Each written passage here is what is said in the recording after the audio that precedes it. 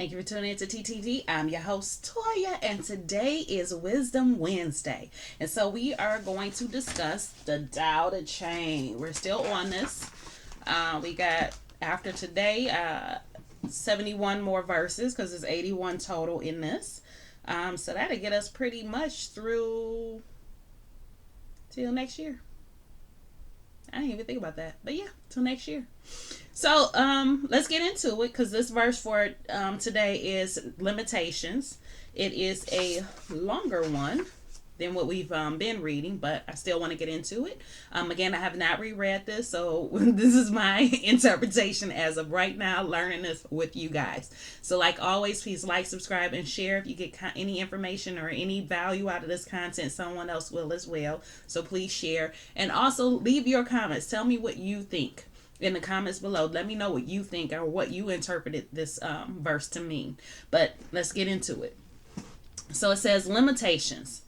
When embracing the unity of the mind, body, emotions, and spiritual being, can we transcend our fragmentations without leaving a trace? When Qigong sculptures sinew suppleness, can our flesh become soft as a newborn baby? Can we cleanse the inner vision, leaving the mind in spiritual purity? Can our affairs of the heart and our affairs of the state be so unconditional that we grant unified permissibility? Can the gate to yin be open without inviting yang? Can our reasoning mind be purged of coercion, allowing our hearts to unfettered joy? It's unfettered joy. Can we act like every other species, seeking no reward, taking no pride, guiding without enslaving? Such is our vision of the great integrity on whose path we have at last planted both feet, ready to move step by step until we arrive at the great unfettered gate. Okay, that's a lot, y'all. Some of this, I'm not gonna lie, I'm just tell y'all right out the back. I don't know. I don't really know what it means, but we're gonna break it down and see if we can figure it out. Okay, because I don't know. Maybe you know. I don't know, but we'll see. So, but there was one. Can we act like every other species, seeking no reward, taking no pride, and guiding without enslaving? I like that verse. I do. But we'll get into that. Let's start at the beginning. So it says, when embracing the unity of mind, body, emotions, and spiritual being, can we transcend our fragmentations without leaving a trace? So bringing together, basically becoming one and becoming your true self, who you really are, up underneath all the surface level stuff that we put out there in the world, what we show to the world. Can we transcend our fragmentations without leaving a trace? I'm going to say no. Okay, let me think about this with the topic. So the topic is limitations. So to transcend our fragmentations without leaving a trace, to say no would be limiting what we are capable of doing. Once we are connected and joined with who we truly are, we have no limits. I believe there's nothing we can't do because we are our true self. We are whole. We know who we are. There's no pieces of us that are missing. We are whole. And therefore, I believe the limitations are the only ones, are just what we set. That's it. So can we transcend our fragmentations without leaving a trace? The answer would be yes, if we look at it in that manner. Looking at it as how people just look in life in general, probably not. But once we get to a point where we understand who we are, we understand what we are, where we come from, then we understand that the limitations, again, are the only ones that we set for ourselves. So yeah, that's my answer on that one. When Qigong, well, I'm gonna have to look that up. Sculptures a sinew suppleness. Can our flesh become soft as a newborn baby? I'll say yes to that as well. It takes effort. Like with anything that we do, it takes some effort. It takes knowledge of what to put on. But yes, I believe that we can have skin as soft as a newborn baby. I've actually shaken hands with some guys who had hands soft as a baby. Now, I don't know why I'm laughing. Why? Probably because that means they don't do any hard work. But yeah, I've met some guys that had hands that were so soft. It was ridiculous. Um, can we cleanse the inner vision, leaving the mind in spiritual purity? Of course. Because to me, to cleanse the inner vision means that you're cleansing your mind. You're cleansing what you see. You're cleansing how you're looking at the world around you and the people in it. You're cleansing. So you're cleaning up all of that to make it better, to make it anew. And therefore, yes, you can leave the mind in spiritual purity. Eventually, you can get there. Am I there? No. No. All my thoughts are not pure. Sometimes when people get on my nerves and making me mad, my thoughts are very impure.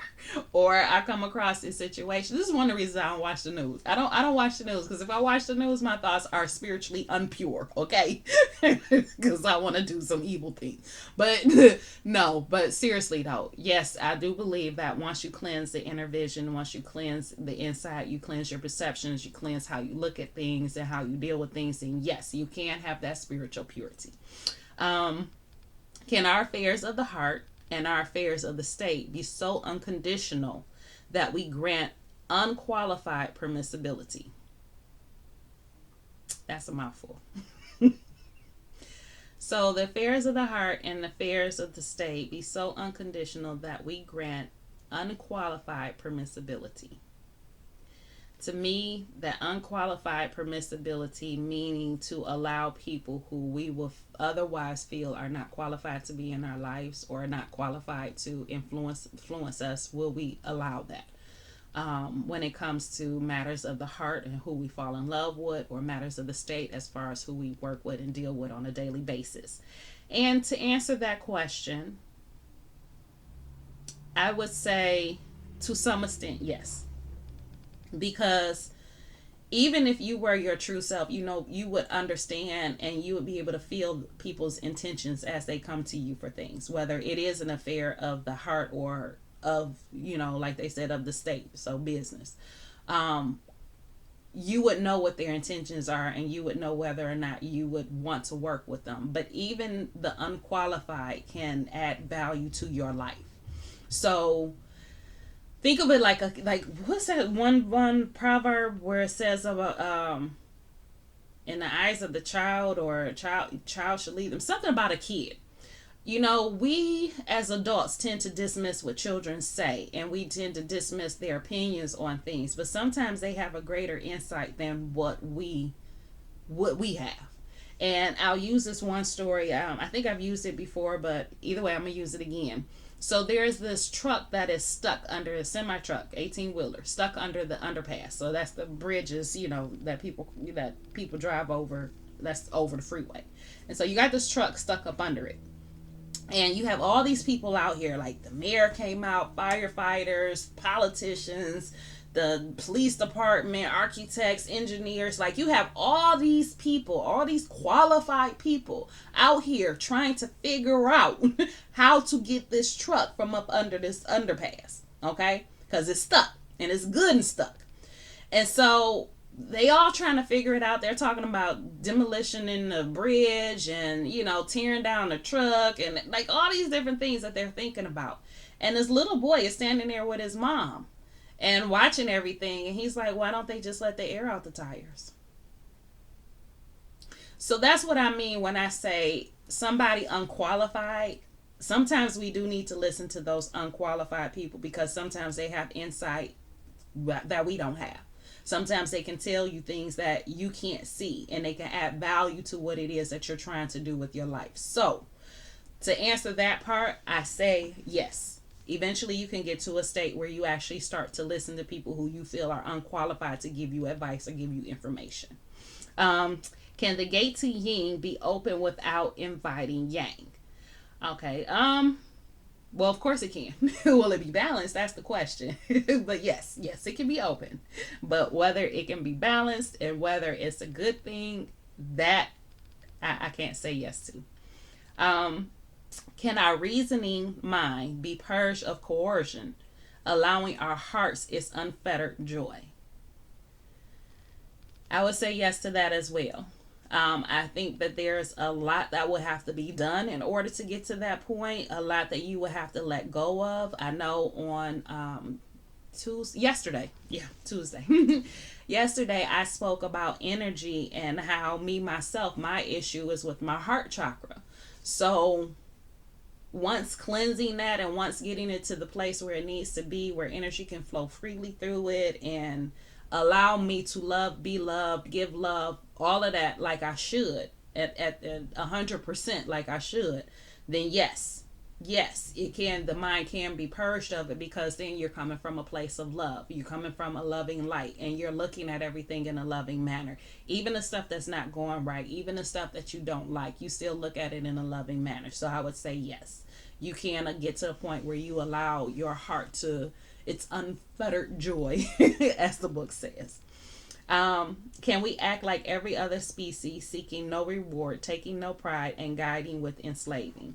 So I told y'all I like this verse. Even when I first read it, I like this verse. And the reason I like it is because that's kind of what you strive for. Because the more you get into helping yourself and more you work on yourself, the more you start to do for yourself as far as getting aligned with, spirit, God, source, Jehovah, whatever you call it. Getting an alignment with that energy, with that loving light. Once you get in line with it and you start down that path, a lot of those things that you feel matter to you won't matter to you. Like before, I used to, when I first started, yes, I want to be a millionaire, and yes, I want the, this house, and now it's to the point where, to be honest, I just want peace. I want a sanctuary.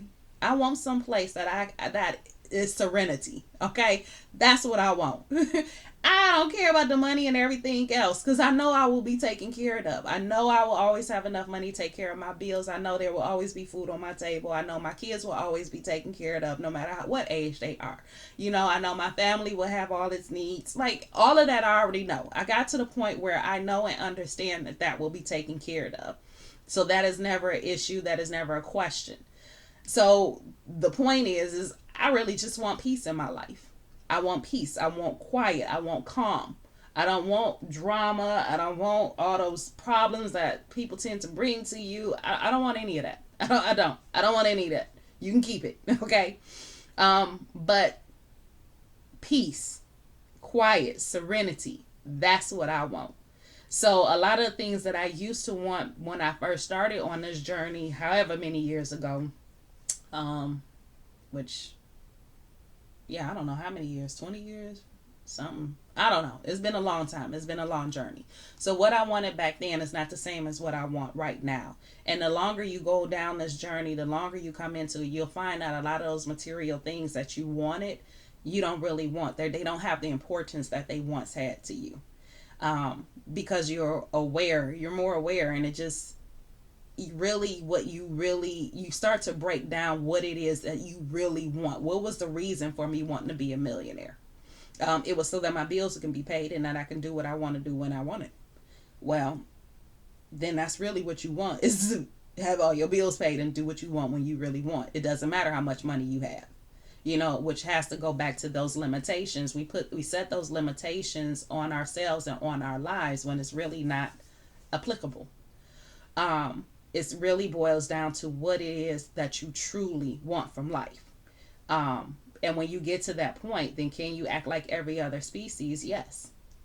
And I would even change that. Can you act like every other species when they're not in survival mode? Because I don't want to be a raging, hungry, vicious tiger who's trying to find something to eat and has no other reasons or thoughts in their head because they're so hungry. That's not the species I want to act like. To be more like them once they're sustained and they're not in that survival mode, then yes. Can I be observant like a tiger? Can I be wise like an elephant?